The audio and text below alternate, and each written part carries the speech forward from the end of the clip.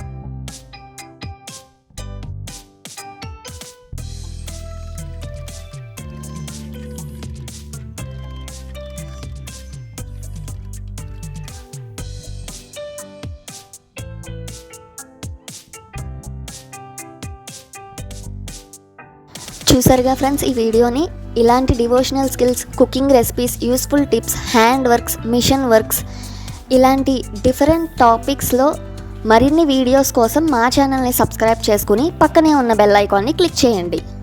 Washing మిషన్కి దుమ్ము పట్టకుండా కవర్ చేయడం ఎలాగో చూపిస్తాను. దీనికి 4 బెడ్షీట్ ఒకటి, ఒక రబ్బర్ బ్యాండ్ కావాలి.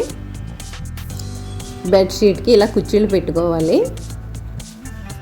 వాషింగ్ మిషన్ కవర్స్ మార్కెట్లో చాలా రేట్లు ఉన్నాయి. ఇదైతే కుట్టకుండానే పైసా ఖర్చు లేకుండా కూడా కవర్ చేయొచ్చు. అన్ని కుర్చీలు పెట్టుకున్నాక లాస్ట్ని ఒక రబ్బర్ బ్యాండ్ పెట్టుకోండి. బెడ్షీట్ కొసలు మిషన్ వెనక వైపుకి వచ్చేలాగా కవర్ చేసుకోవాలి. మనం కవర్ చేయడం చూద్దాం.